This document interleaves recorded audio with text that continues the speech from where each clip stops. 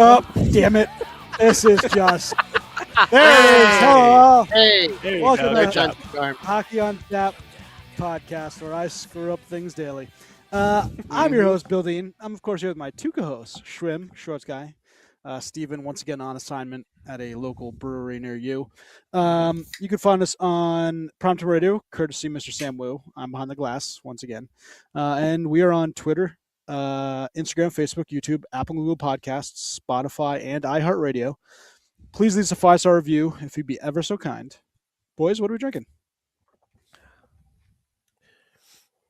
Shorts, you want to go? Well, Any of you? Yeah, I'll go.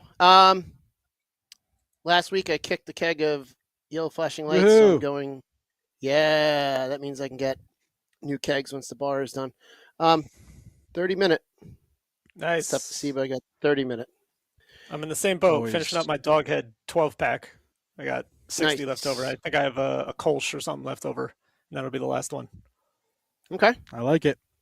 We are going 3 for 3 on the Dogfish. Yeah. Small batch series, Apra Hop, Ooh. one of my all-time favorites. I Your love big Apra meaty paws covering the whole front of it. We couldn't even see Hop. what That it is was. very true. Yeah, you can't see anything. I There mean, look you at the go. size of my head compared to this little can. It looks like Like, Andre you the know- Giant is holding a beer. It is. It's there. Now, but my hands can- are big. Can you drink as many beers as Andre the Giant in one night? 'Cause that Absolutely would be not. pretty impressive. I used to be able to take down a 30 rack by myself. Andre the Giant could double that, and it was like he was Easily. barely drunk. Mm-hmm. Yeah, that's not a feat that I want to say I could ever do because I feel like I'd be dead. It would be interesting to say you did it once. What? I'd be like, yeah. you know Like how drink- Yeah, I know. You'd just be bored. 900 How- beers in a night? you'd be so miserable with yourself because the next morning, I don't think there's any amount of hangover remedies wouldn't that wake could- up. that You would could die. save you. Maybe I guess if you, I mean, what do you think? If you did it over like a certain amount of time, you think you do it in 24 If you did it hours, in one night? 60 beers? Like over Right. in one night? No, right. 24 You'd be dead. hours. So, I don't know.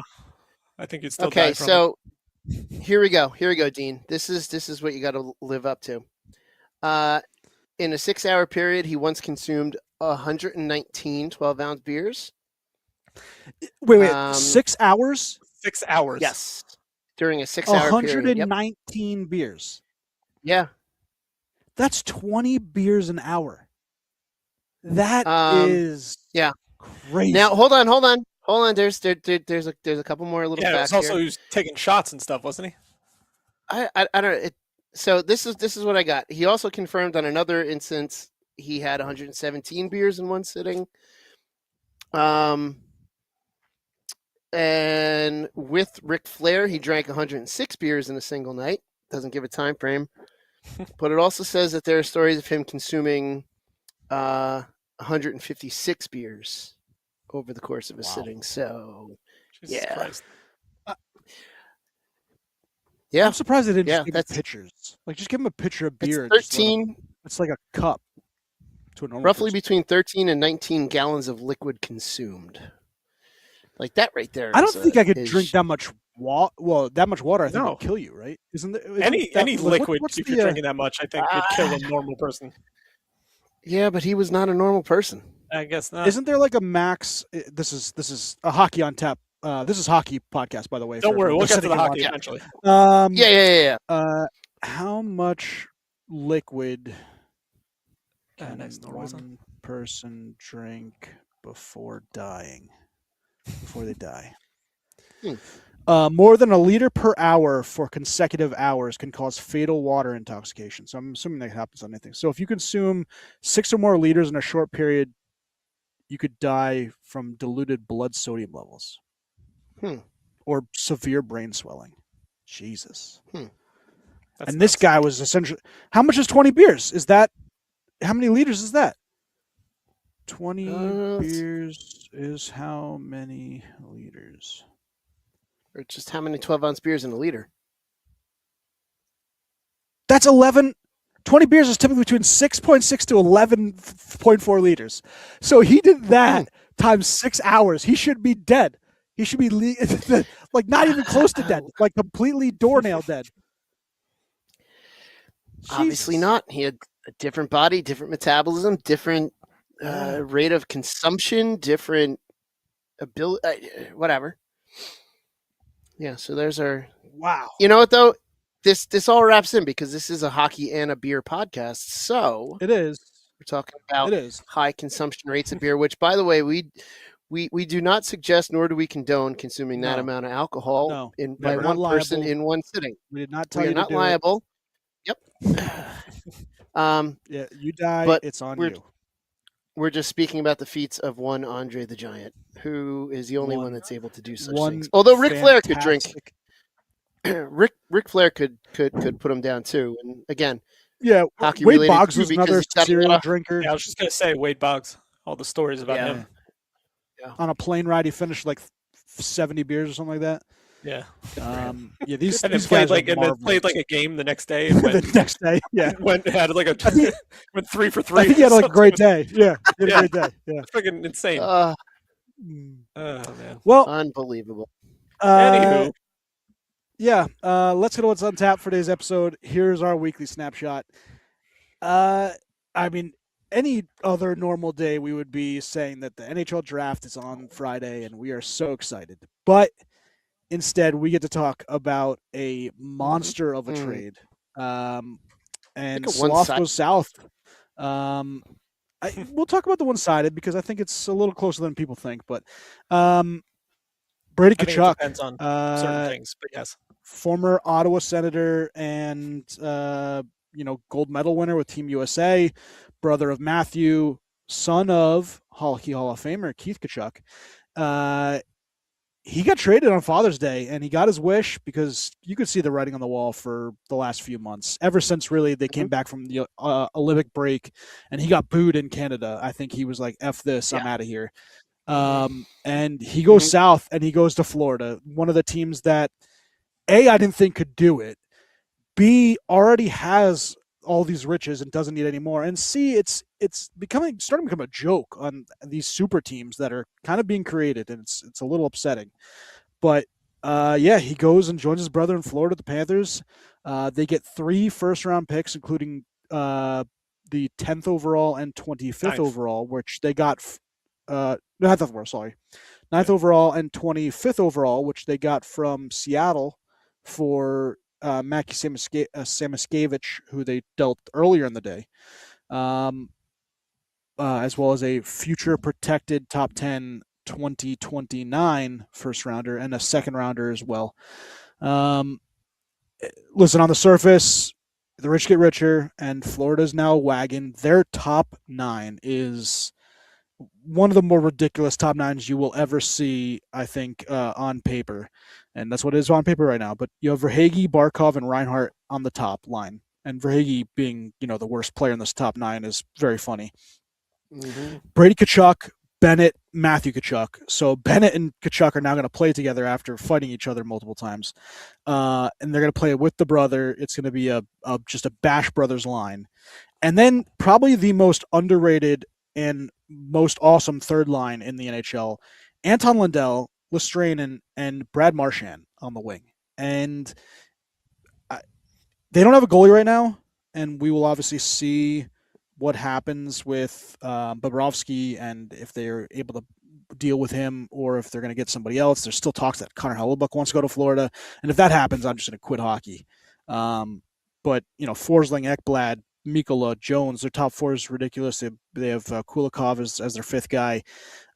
This is a team that's immediate Stanley Cup favorite. I think them and Colorado are going to be the 2 that you're going to watch out for. And it's going to be a very interesting offseason because I think that, and I'll let you guys get into the trade in a minute and after this, but I think that this is going to make the bigger teams like a Tampa, like a Colorado, like a Minnesota, these teams that fancy Dallas, these teams that fancy themselves cup contenders, they just saw the best team for the last 2 years prior to this become, I think, the best team in the offseason. So I think it's going to lead to bigger deals, and I really hope so because we've wanted a big offseason for a while now. We've wanted big trade deadlines. We haven't gotten a lot of that stuff. With the amount of free agents that are now off the board, you see McCann we'll get into more free agents that are just re-signed.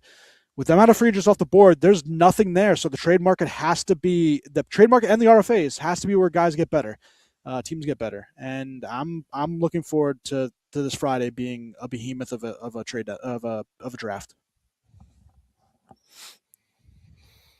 Whew, yeah. I mean, this is basically what happens and has been happening in world soccer.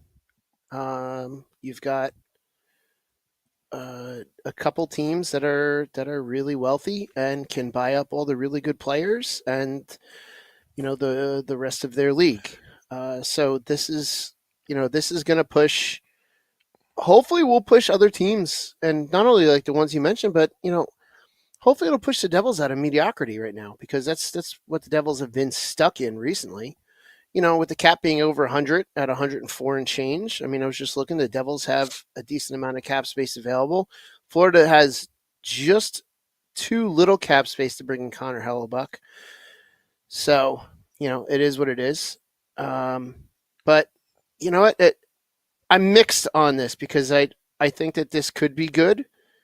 But I think the small market teams might wind up getting screwed in the long run as well. And this is, I don't know. We're gonna see how it works. But again, this is what happens in soccer. If you're not in the top 2 or 3 of the league in a lot of leagues around the world, you're getting nowhere near any kind of a championship. Yeah. So might this happen in the NHL? Yeah, but at the same time too, there's only so many players right now, and at some point right now it's going to be high, and it's probably going to be pretty astronomical, but it'll eventually even out. But maybe this will give. I mean, it's going to go one of two ways. Either you're going to have 3 teams that are playing for the Stanley Cup every single year, kind of like the NBA, and kind of like how the Dodgers are now basically the team in MLB. Yep. Or you know what? Maybe this will push other teams to be like, yeah, screw it. We want in too. So we're going to bring in this guy and that guy as well. I think it will, because, and sorry, I'll let you get into this in a second. No I think worries. it will be strictly because the GMs in this league have short leashes. Mhm. It's just like the NBA, same kind of thing. And you have coaches that are also under the gun, and they're gonna, Bill Guerin did not bring in Quinn Hughes, he's essentially got 2 more years of deal left to just have this be status quo. He wanted to bring in Trocheck last year. He didn't get a chance. He wants to bring in now Larkin, and we'll see who now wins the Larkin sweepstakes, because that seems to be the next big fish. But someone like Trocheck is another guy that these guys are now going to have to go after these quote unquote smaller pieces or make monster deals in order to keep in the running with Florida. And there's talks about Ottawa now wanting to bring in a Jason Robertson, whether that be through trade or through RFA signing, if Dallas can't get him signed. And they want to certainly be contender. They don't want to go back into a rebuild. They just came out of one for the last 10 years. So yeah, Shrim, go ahead with obviously the trade and your thoughts overall. So obviously everyone knows I despise Florida. So this makes me hate them even more. The Panthers, not the state of. Well, I don't like the state really either. No. I just like a team that happens to reside in Florida. That's it. I don't like anything about anything else, like about the state or whatever. So yeah, this trade on the surface, I guess, well, it's obviously good for Florida, but I couldn't, like, when I saw it, I couldn't believe that they only got picks back. Now, what they do with those picks, I guess, is another thing. If that nets them somebody else like Robertson or something else, okay, then maybe it's beneficial to them. But only getting, unproven, if you're really not going to trade these picks and actually use them, you're drafting unproven players who could turn out to be nothing, and then you lost Brady Tkachuk for some guys that like don't even make your lineup or bottom players on your team. Who knows what happens to them? They get, or those players that you draft end up not working out and you trade them away. Then like, what the hell was the point of this trade? But so I'm assuming that they're probably going to maybe flip either one or both of these picks to land like a big fish, because they don't want to. They've made the playoffs the last 2 years, right, and lost in the first round. I think the last 2 years. They played I mean, they got swept by Carolina, but a lot of those games were close. So their team isn't, I don't think, that far off when they have Olmark playing. They're not terrible, right?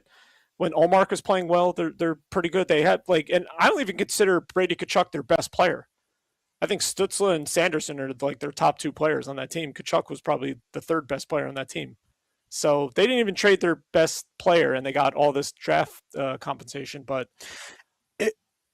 it's last thing, and then you can chime in. I just I think I have a question for you. So they didn't get enough. They should have got players. A player. I'm assuming they were trying to get players because I think I heard something they wanted. Yeah, they wanted to try to get Lundell. Or Lundell or Frundell or whoever. Yeah. And Florida said no. So apparently they just accepted all these draft picks, I guess. But they knew Tkachuk wasn't going to resign there. He still had a couple of years left on his deal, and they thought, okay, let's get this out of the way now. But if they use these picks to then acquire somebody else, then I think the trade will look a lot better. Yeah. Here's my question to you: if they were to deal the exact same lot that they just got, so 9, 25, 20, 29 first and the second for Jason Robertson, would you think that's if it's essentially a 1-for-1 swap, Tkachuk for Robertson? Would you think that's fair? Yeah, I would like that better actually because I like Robertson better. I do too. I like him better than Tkachuk. Absolutely. Yeah. Tkachuk's got grit. I mean, that's it. I mean, he's got some scoring ability, but he's not a world-class scorer like Robertson is. He's not his brother. He's one of the best forwards in the league. But I don't know. And that's they got good young players on that team. They have decent goaltending. They can, still be relevant. I don't know. So maybe this trade will actually work out for them, trading him and acquiring these assets and landing bigger fish. Maybe, and they still have a ton of cap space, I think, too. So they could technically sign. Yeah, it's like 29 million. 28, 29 million. Something wild. They have room to sign some other pieces too that can gel with that team. So the Atlantic Division is going to be absolutely insane next season. Every freaking team is going to be really good, except for probably Detroit. They're probably going to be the worst team by far. And that's the funny, considering that when you looked in the beginning of this year, you were thinking about maybe a playoff team solid, and now they might be the worst team in the division. Yeah, it's crazy. Every single team in that division is going to be nuts. Yeah. And one of the teams on Larkin's short list was Florida, and now they don't have the room for him. So there's no way. He pretty much is definitely not. I heard Minnesota offered a way better package than what Florida did for Brady Tkachuk. Too. I heard that they offered he didn't want to go there. Well, there were better. Yeah. Apparently, there were only 4 teams on his list, and it was Carolina. Yeah, he made a list, but Vegas, it was a list of Minnesota. 4, but it was basically a list of 1. He only wanted to go to Florida and play with his brother. Yeah, I mean, he wanted to play with his brother, and I think we can all kind of appreciate that aspect. Understand? Of it. Yeah. But this is going to become a trend now? All these guys just wanting to pile up on a team like in the NBA and just demand trades when they're. It seems to only be the U.S. national team that has developed this bond that they want to play with each other. You've had Quinn Hughes going with Faber and some the forward for Minnesota. Oh my God, scored the game-winning goal. Boldy? Son of a B. Boldy, thank you. And you obviously have Florida, and you have a couple other instances where these guys come together. Rangers, obviously, with these players. They only want to go to 4 teams: Florida, Minnesota, Vegas, and Carolina. Every single one that they just want to play for those teams. That's it. Right now, that could all change. Well, I wouldn't say Carolina. I wouldn't say Carolina just yet. Everybody wants to go there. Yeah. Clearly not. One of the teams. Obviously, but he didn't go there. But they're teams that people have been putting on their list, like they would accept the trade there. Yeah, I think it's because it's more south. It's south, and I guess it's in the east. It's a good team. Like that's all these other teams are getting. That nobody wants to go there, and they don't. Yeah. Some of them don't have the cap room to fit these players. Like Hellebuck, there's no way Hellebuck can go to Florida now unless Vancouver accepts a terrible trade offer. And they trade him there for, I don't know, retaining and for nothing because they don't have any draft capital. They don't have any prospects, good ones that you would trade. Would have to go to Winnipeg. It would have to. It'd have to be significant players. And they're not going to do that. There's no way. No. So I think they're going to pivot and either re-sign Bobrovsky. Maybe he'll cave and be like, okay, I won't take as many years because he wants like 5 or 6 years. for his contract. Florida they don't has do that. $7 million in space. They have I think 19 they players go on their active Binnington roster or somebody like that instead. Yeah. Which would still be pretty good for them. Yeah. No, I mean it really would. Yeah. Full roster breakdown. They'd have to take I guess Sam Bennett, but you just gave him $8 million over 5 years. Like I'm sure he has got a full no move clause. He's not going to probably. All these guys do. Say it on here. Yeah, I don't know. Verhaeghe, $7 million for the next 5 years, but Verhaeghe's definitely a better player than Bennett. You'd rather have Verhaeghe than Bennett. They were saying like Rodriguez is the guy that's going to be like the odd man out that they're possibly going to dangle. Well, Rodriguez has 1 year left at $3 million. It's not a lot of cap. Like you need to get rid of. I mean, that would give him a Bennett, little Verhaeghe wiggle room. Yeah, I really it's Bennett, Verhaeghe, Reinhart. Can you deal Reinhart? Would you deal Reinhart? No. Also, Barkov, Reinhart, Bennett, Verhaeghe, Marchand all have 5 years left on their deal. They all have full no move clauses. All these guys: Marchand, Verhaeghe, Bennett, Kachuk, Reinhart, the other Kachuk, Barkov. All of them. Florida could very quickly find themselves in the same problem the Devils were in. We have all these players that get complacent and stop producing. Yeah. Stop producing, and then you can't move them. So this is going to potentially, bite them in the ass at some point with all these no movement clauses and all these high contracts. So we'll have to see what comes from it. And they also Evan Rodriguez is going to center their fourth line. Yeah, no goalies. Yeah. Rodriguez is going to center their fourth line with Jesper Boquist and Gadjevich. That is ridiculous. They're a wagon. That's good. I hope they suck. I hope that they're one of these teams that looks amazing on paper, and they come out next year and they friggin' suck. Yeah, this is now. That's the thing. Like, is this all going to work together for them? Because remember the big offseason that Nashville had when they made all those big signings. Like, oh shit, Nashville looks amazing. They're going to be unbelievable. What happened? They're friggin' terrible. Yeah, but the roster's not anywhere close. No, I'm not saying Nashville's comparable to Florida, but still, they made a bunch of big signings, big players, and everyone was like, "Oh God, look out for Nashville!" And look what happened. Yeah, but then Florida has shown us they have the capacity to absolutely suck, even with a really good roster. Yeah, I would say injuries would be. Yeah, but that was their big one. They had one big injury. Well, and that's what Chuck was out for like the first half. Is he going to be ready for the season, or is he going to be out the freaking shoulders beginning of the season again? Who knows? This guy, he is an injury-prone player, Kachuk, just because he plays so hard. But, yeah, I'm really interested to see what they do in goal. I want to see not only who they sign, but the key thing. Who's their backup going to be also, and what if whoever they sign gets hurt, and this other person that they need to sign is for backup? They could potentially turn into Edmonton South. And that'd be amazing because they have all this money tied up and all these great forwards that they can't get a goalie to win them out of a box. Yeah. So here's the goalies available currently: Hockey Hall of Famer Carey Price, Sergei Bobrovsky. Carey Price is 39 years old. Like he really could come back. You have Bobrovsky, you have Peter Mrazek. Nuh-uh. Laurent Brossoit, no. Fedotov was horrible. Freddie Anderson, do you want to give Freddie a 1 year deal after he just got on a cup? It's possible. Maybe. Cam Talbot, another older guy. Sebastian Cossa, he's an RFA. You'd have to try to get him away from Detroit as a young guy. Jonathan Quick retired. Vitek Vanacek. It's not good. All the free agents in every position this year are not good, and most of them already signed or like McMahon or what's his face on Seattle. Is it McCann or McMahon? I always get it because they have both of them. Oh my God! I think it was McMahon, right? Yeah, McMahon. Yep.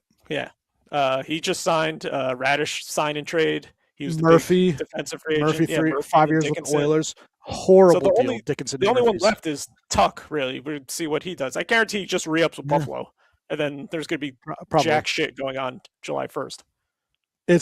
July 1st is going to be just a dud. It's going to be terrible. That's why I hope the draft is Friday. It's exciting. Yeah. I mean, I guess you got Ovi, which that's not going to happen. Patrick Laine is your youngest scoring threat. I'd like to see him get a shot somewhere new. Yeah, if I was a team, even the Rangers, anybody, take a shot on this guy, give him $6-7 million a year.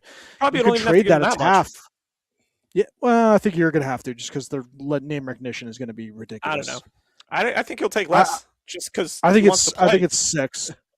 I think it's 6, but yeah, Kevin Hayes, Anders Lee, Zegerson, I heard. UFA. Who?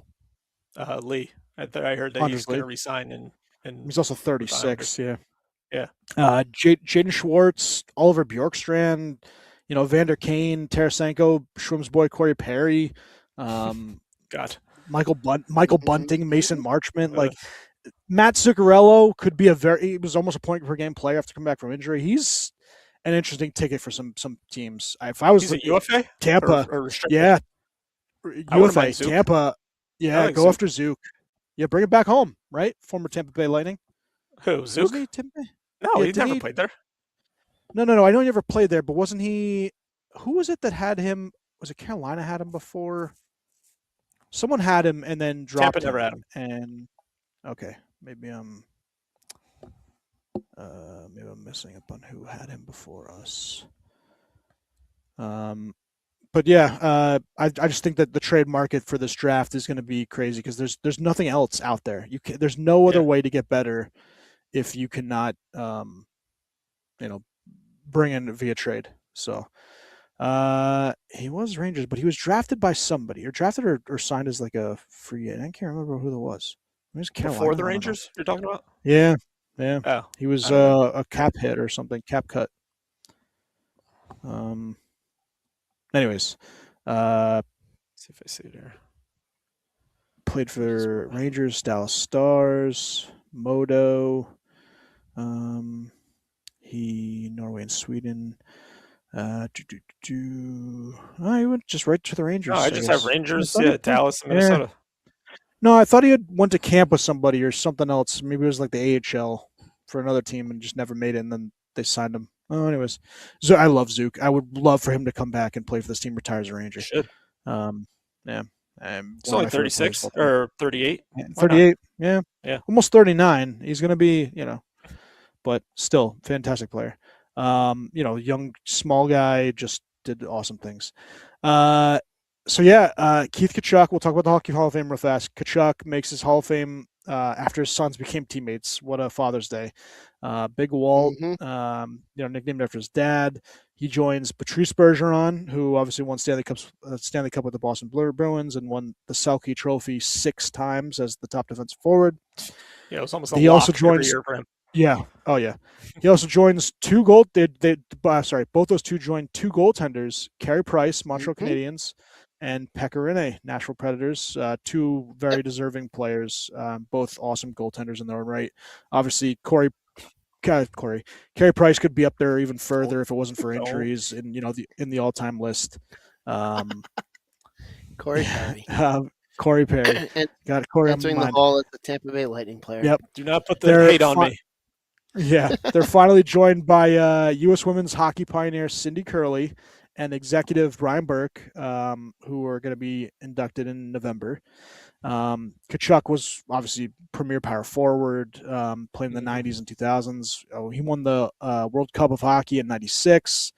1,100 points in 1,300 games. A lot of different teams, but mostly known for Phoenix and St. Louis.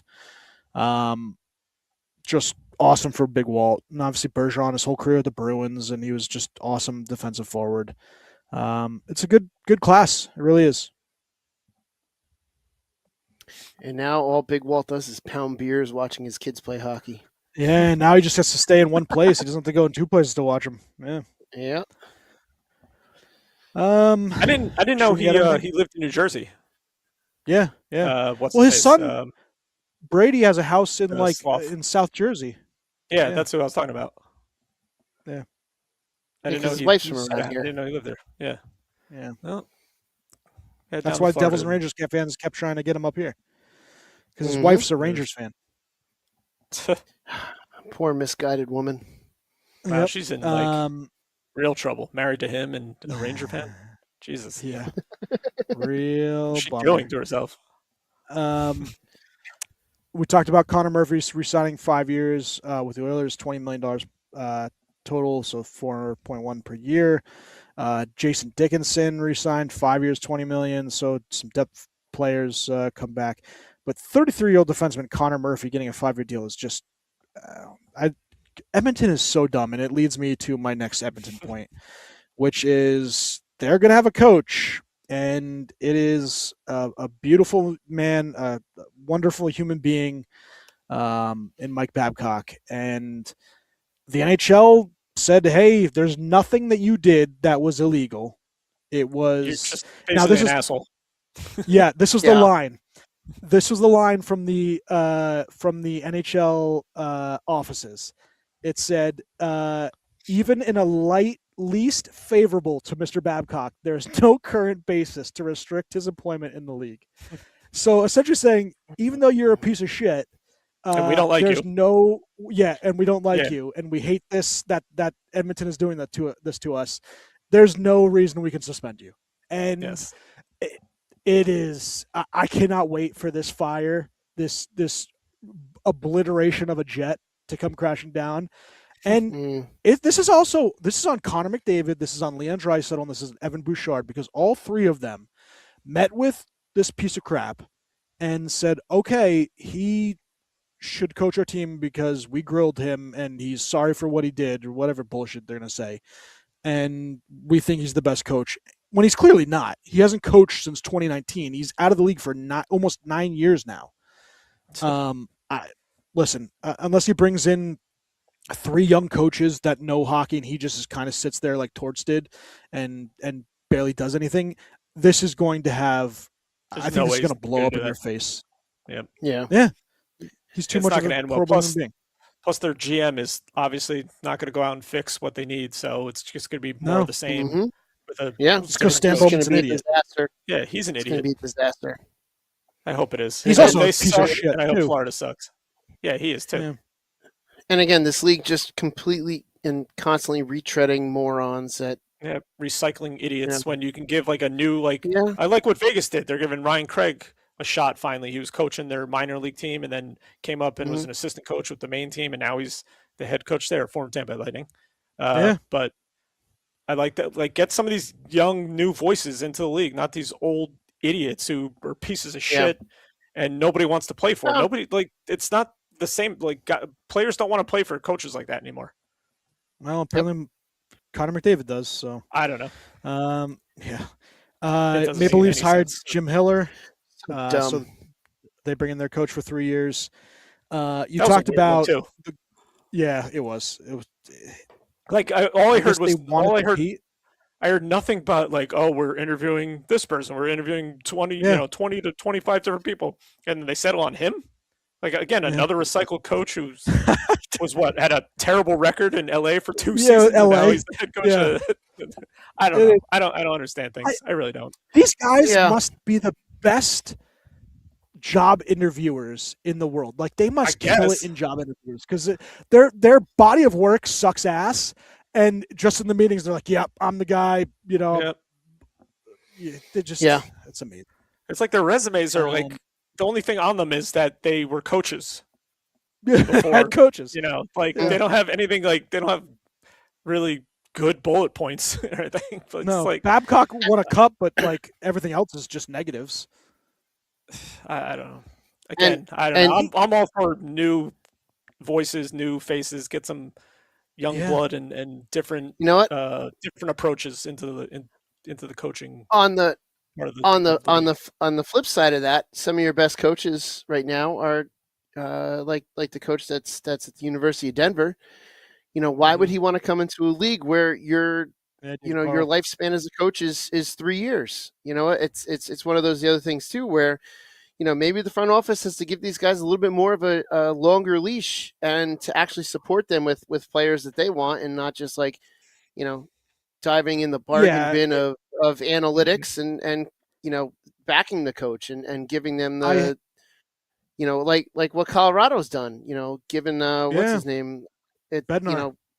Bednar, giving them the freedom to to succeed, and then subsequently sort of fail, but then the chance to succeed again. So I have heard that Bednar not Bednar, sorry, David Carl, people have talked with him. He's asked for 5-year contracts wherever he would sign.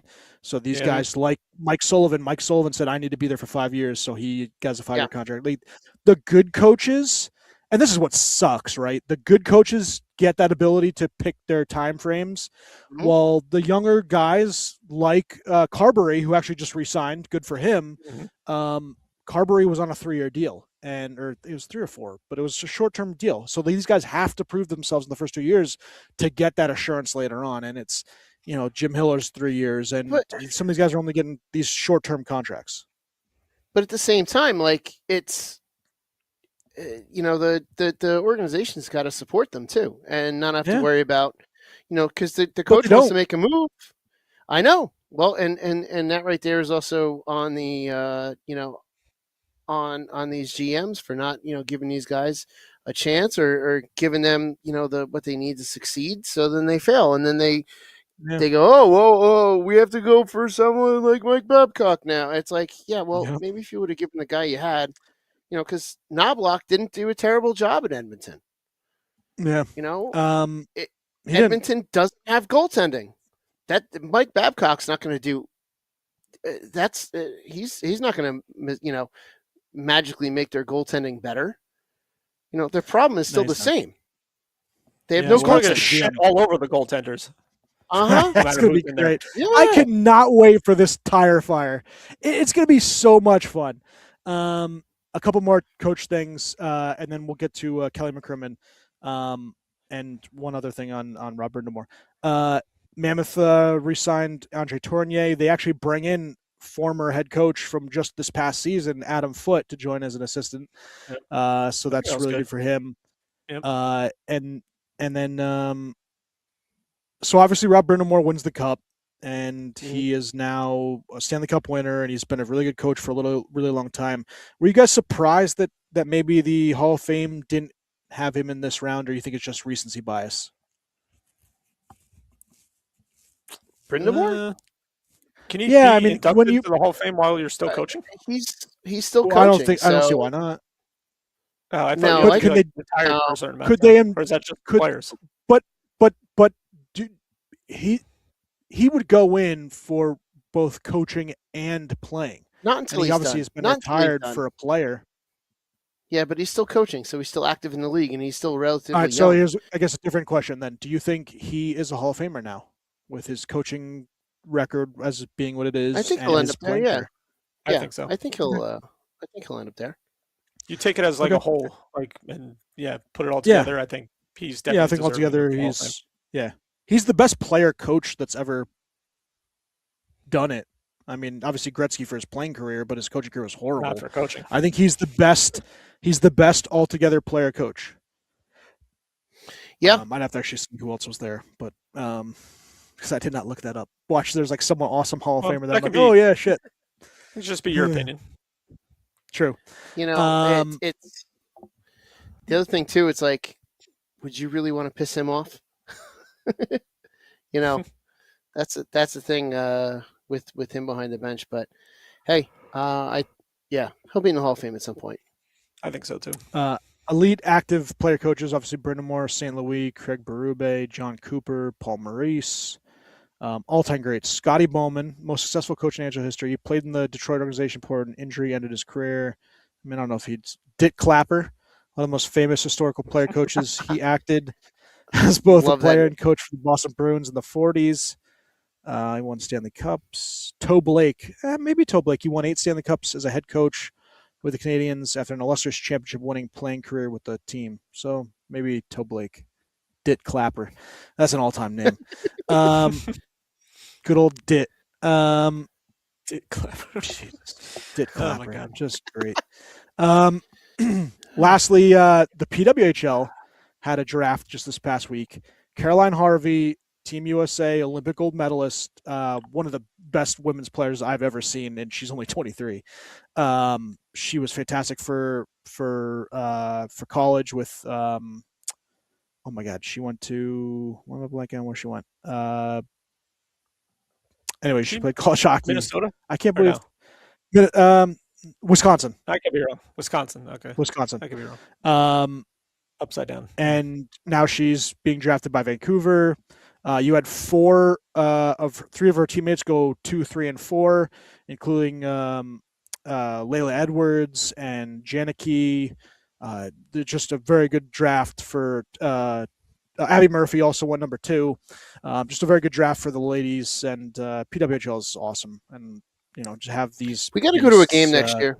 We got to go to a game around PWHL. There you go. How many expansion teams are there? There's like 3 or 4 this season for them. Yeah, Hamilton, Detroit, and wasn't Vegas? Utah. Wasn't Utah one? I thought Vegas had an I know definitely Hamilton, Detroit. But yeah, we definitely have to get to a game this coming season. Detroit, Hamilton, Vegas, and San Jose. San Jose. That's close. All right, nice. Yeah, I mean, if they come to the New York, New Jersey for the game here, I'd love to see Vancouver have Sarah wearing a Harvey jersey. I'd root for Vancouver. That's fun with me. Yeah. So they had that, and then we get to unless you guys have anything else. I was gonna get into some draft stuff if you hit it. Like. Go right ahead. We'll sit back and listen. Yeah, listen. Obviously, just because my team sucks balls and got the 5th pick, I've been just beasting, player profiles and taking a look at some other things. Rankings from different people and where they see players going. And this seems to be a fun draft that doesn't have the upper echelon talent that years past have had. Just for instance, this was done by draft rankings according to Pronman, Wheeler. They put together a bunch of draft rankings, and they asked guys, versus last year, where would you put these players? They said, well, tier 1 is Matthew Schaefer, and then that's the end of tier 1. Tier 2 would be Michael Misa, Chase Reed, Albert Smits, Porter Martone, Gavin McKenna, Keaton Verhoff, Ivor Stenberg, and Anton Frindell. So that would be the tier 2 list, and then tier 3 would be Vigo Bjork, Jake O'Brien, Malhotra, some Carson Carls, Daxon Rudolph, some guys that will be in this draft coming up. The big guys, obviously, we know, right? Gavin McKenna, he is the best puck handler and hockey IQ guy. He's obviously Penn State, has some compete issues, but his comparisons are Patty Kane and Artemi Panarin, right? An elite scoring winger. Ivar Stenberg's thought of as the number 2 guy, and there's the 2 guys in the top tier. So it's Gavin McKenna, Ivar Stenberg. Stenberg's from Frölunda, Swedish Hockey League. He's a right winger. About same size as McKenna, so pretty same statistics. They remind him a lot of Hagel or Lucas Raymond. Top 2 puck handler, hockey IQ guy, plays a little more of a 200-foot game. So that's the difference. Some people have Stenberg above McKenna. Some people have a defenseman above McKenna. It's a little bit of a mixed bag. But then you get into the fun stuff, which is the defenseman and Caleb Malhotra and Vigo Bjork. So the defenseman, you have Chase Reed, who's thought of possibly going number 2 to San Jose. And you guys can stop me and ask questions whenever you want. Chase Reed maybe going to San Jose, if not Ivar Stenberg. Caleb Malhotra, obviously Manny's son. They're thinking. I hope Vancouver doesn't draft him. Well, that's what I was going to ask you. If you were either or, the son or the father, would you want your kid, or vice versa, your dad as your head coach or your player? No. I wouldn't want to if I was being drafted, my dad was the head coach. No, I don't want to be coached by my dad because he probably doesn't know anything about hockey. But but no, it's also his father was obviously in the league before him and went through his whole career, and now he's the coach of the team. like it's to me it kind of feels like it's like a not a charity case, but you know what I mean. Like it's like he's like kind of living in his dad's shadow, and that's why he's there. You know what I mean? I want to forge my own path, be on a different team, be completely do it myself in my own way on a different team, not my dad's team. You know what I mean? Yeah, because he's going to get privileges. Everyone's going to think he's going to get privileges. Well, that's what I was say.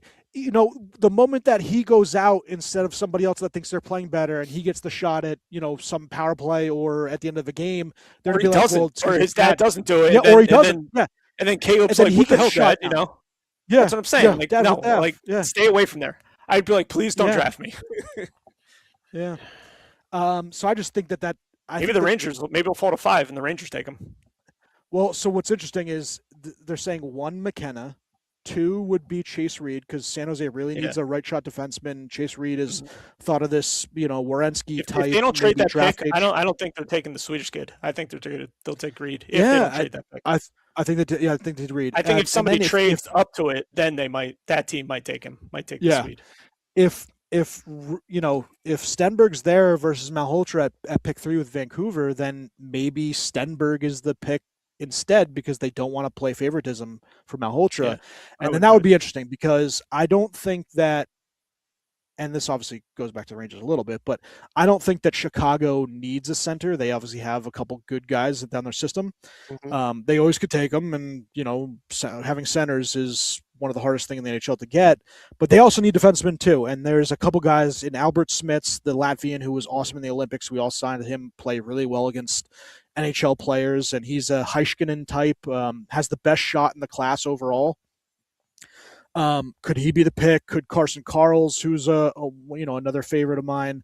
Karls is Jeff Sanderson, a Jake Sanderson, McDonough, McAvoy type, where he's a strong offensive player, but really it's his physicality, it's his skating, it's his competitiveness that makes him so intriguing to players or to teams.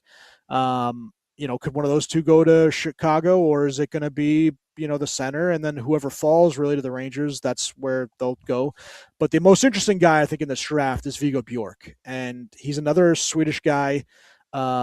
He is awesome hockey IQ, great puck handling, has he plays competitive two-way hockey, 200-foot game, defensively responsible. The only problem is this guy is 5'9" and 180 pounds. And, that scares teams when your center is that small.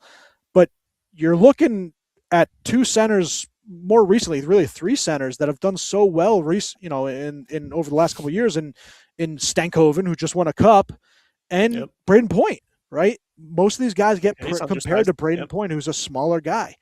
And sometimes you just got to take the talent. And Viggo Bjork could go anywhere from 4 to 10, and you wouldn't shock anybody, because teams get scared of the height, or they're like, hey, listen, this guy's so talented, we can't not take him. Yeah.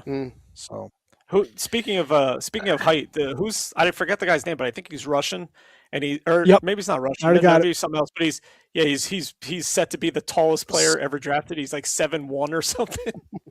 Oh, no. So that's someone different, but I thought you were talking about that's what I was talking about. That guy's he's 7'1" and going to be the tallest player ever drafted. And they said he's 100% getting drafted, this kid. Oh, yeah, he will, because people are going to love his, intangibles. But I think Maxim really Sokolovsky, he's just 7'1" is nuts. Yeah, Maxim Sokolovsky is 6'7", so almost 6'7.5". He weighs 240 pounds. He's from Russia. He played in London this last year. He is a beast of a human being, strong as hell. They compare him to Logan Stanley and Nikita Zadorov, and they're like, hey, maybe he goes in that back half. I do know what you're talking about. The defenseman. I forget his name. I don't think he's Russian, actually, but he might have like a Russian name. Let me see if I can find. Yeah, he's not on my top 100. He'll be a later pick. He's not good. Yeah, no, he's not good. He'll still be drafted. I'm pretty sure they're saying that he's not very good, but he'd be like a project, but his height is ridiculous. Mm-hmm. A couple guys to look out for besides the top 7-8. Obviously, Keaton Verhoff's there. He's probably going to fall a little bit, but he was that underager that went to college hockey this past year. Was predicted as the maybe first overall pick, or at least him and McKenna going at it. Go ahead, Shrum. What is it? Alexander Karmanov. He's 6'7", 280 pounds. Yeah, that's a big human Jesus being. Christ. Yeah, 7'1". Remember that name. I want to see what team drafts him. Alexander Karmanov. Yeah, Karmanov. We'll have to do a whole recap of the draft. Yeah. Oh, we will next week. Are you gonna watch the draft? Verhoff. I'm game. I'll maybe do a show. Keaton Verhoff, Jackson Rudolph, Tynan Lawrence, Wyatt Cullen, Matt Cullen's son. Wyatt Cullen's thought of as one of the better puck handlers, just as a little not consistent. Ethan Belshitz, who's the typical power forward, a Byfield prototype. Yep, Belshitz. Yes. You have Nikita Klepov, who's a winger, just kind of all over the place, but very, very talented. One of my favorite guys in this draft, just reviewing different mocks and how people talk about him, is Marcus Nordmark. He was a left winger from Sweden. His hand skills are top of the class. It just, his decision making is not always the best, but this guy, I've seen, he could, control a puck in a phone booth. He is that elite. Some good stuff. You got Jack Hextall, who's related to obviously Hextall, but I think it's a nephew or cousin or something. The Rucks, the Bruck brothers, who both would like to play together on a team, but most likely won't happen. Some good stuff. So we'll get into it a little more next week / if we do have a show this week coming up. I'm excited. It's gonna be a fun draft. Hopefully, let's get some more trades. Come on. Yeah, trades, and I really do hope that July 1st is fun because it just hasn't been in the last couple of years. Yeah, I don't think it's going to be. I think the draft is where we're hoping might be the worst one yet. Fun. It's really I think there'll still be a lot of signings, but it's going to be obviously the free agent pool is very shallow. It's going to be. It is. It's just going to be a bunch of bottom guys going wherever for minimum. And or a lot. Or they're overpaying for these bottom guys. I could see that. Yeah. Is this draft coming up in Buffalo? Yes. In person, or are they going to do another virtual? No, it's the stupid ass. Virtual reality one. Stupid. I feel like it was better for trades too. When guys were right next to each other, they could just talk. Yeah, you can just call them right up on the phone or walk over to the friggin' table and discuss something. Yeah. And you know what? I really hope that. And we got to see it live. They would report, somebody's on the phone talking to whatever, and they're like, maybe something's up. Now we can't. I don't see shit. I know. It's so stupid. It would be great to see just like fist fights on the floor because someone at the draft submitted an RFA offer, an offer sheet. That would be fantastic. That's another thing. I hope there's some more offer sheets. That's what I'm hoping for this year with let's get some more of those July 1st. That's my hope. We'll see, I guess. Pretty good stuff. Yeah. All right, let's get out of here. Cool. My beer, Aprahop, always 4.5. Love this stuff. 60-minute, good old reliable, 4.25. 30 minutes, fantastic. 4.25 as well. Yeah. Like Shrim, take us out of here. I don't remember if I did last week or not, but I don't know if I wished all the dads out there a happy Father's Day. So it was the belated happy Father's Day. I don't remember if I did or not, but either way. I also have to, quote Homer. It's not easy to juggle a pregnant wife and a troubled child, but somehow I managed to fit in 8 hours of TV a day.